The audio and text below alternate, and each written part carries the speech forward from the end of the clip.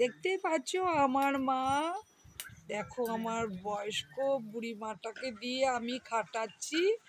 আজকে আমাদের বিপত্তারিণী পুজো ছিল, তাই আমার মা বলছে আমি করে দিই, কেউ ঘরে নেই, তাই ময়দা মেখে লুচি করছে। লুচি মানে ময়দা মেখেছে, এবারে লুচি ভাজছে আর মানে বেলছে, এবারে আমি ভাজবো। এদিকে আমি কিন্তু ঘুগনি, কাবলি চানার ঘুগনি ঘুগনি করছি আর হলো লুচি ভেজে নিচ্ছি, মানে ছোলা ভাটুরা বলতে পারো। যাই হোক, এদিকে দেখো আমি কিন্তু লুচিটা ধমাধম ভেজে নিচ্ছি। এই যে দেখতে পাচ্ছ, আজ আমি উপোস করেছি, বাড়িতে তো আমাদের কেউ উপোস করতে পারবে না, তার কারণ আমাদের কাল ওষুধ আছে আমার বাবা জন্য। হ্যালো বন্ধুরা, অঞ্জন মেঘ চ্যানেলে সবাইকে অনেক অনেক অনেক স্বাগত।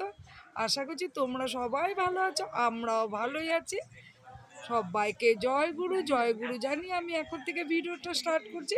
তোমরা আমার সঙ্গে থেকো, আশা করছি তোমাদের ভিডিওটা ভালোই লাগবে। আর এদিকে দেখো আমি কিন্তু লুচি ঘুগনি করে সবাইকে খেতে দিয়ে তারপরে আমি চলে গেছি পাশের বাড়ি, কারণ আমাদের কালো সুচ পুজো হবে না, পাশের বাড়িতে আমি পুজো করাতে দিয়ে এলাম। একটা গামলা দেখালাম, ওই গামলার মধ্যে ফল দিয়ে এসছি আর মিষ্টির প্যাকেটটাকে দিয়ে নাম টাম লেখে দিয়ে এলাম দক্ষিণা দিয়ে।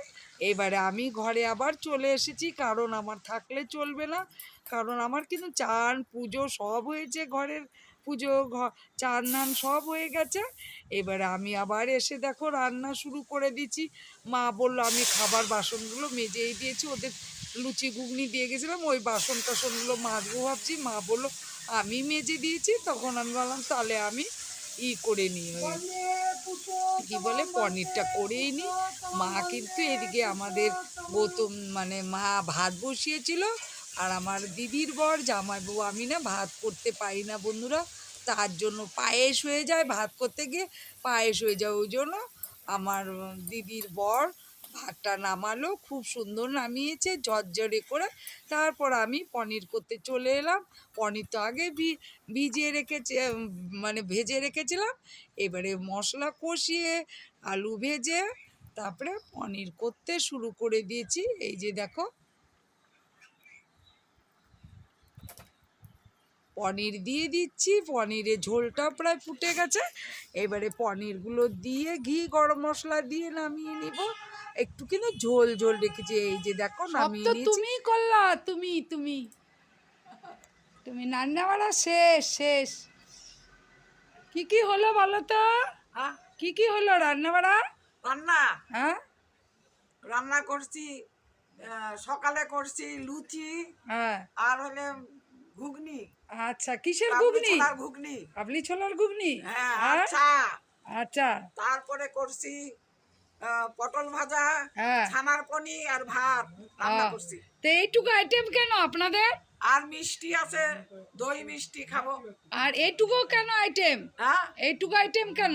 হ্যাঁ, এইটুকু আইটেম কেন করলেন? কে খাবে না তার জন্য। ও, আপনাদের ঘরে এত লোক নাই? খাবে তো খাইতে পারবে না, তো এই জন্য ও, করছি। আপনাদের লোক নাই? না, আপনাদের ঘরে লোক নাই? না, আমাদের ঘরে লোক কম, তো ওই জন্য খাইতে পারে না। এই যে মিষ্টি এনেছি, সবাইকে মিষ্টি দেব বলে সব রেডি করে নিলাম। এটা কিন্তু আমার খাবার ছিল, সবাইকে দিয়েছে, আমিও খেতে বসে গেছি। সবাই বলতে এখনও মা ওরা খায়নি, ওরা লুচি টুচি খেয়েছে, আমি খেয়ে ওদেরকেও ভাত দিয়ে দিব ভাবছি। তাহলে ভিডিওটা ভালো লাগলে অবশ্যই তোমরা আমাকে একটা লাইক করো, পছন্দ হলে আমাকে অবশ্যই কমেন্ট করো, খারাপ ভালো যাই হোক কমেন্ট করো। আর আমাকে পছন্দ হলে বা ভালো লাগলে অবশ্যই আমাকে সাপোর্ট করো, সাপোর্ট করে আমার পাশে থেকো, কেমন?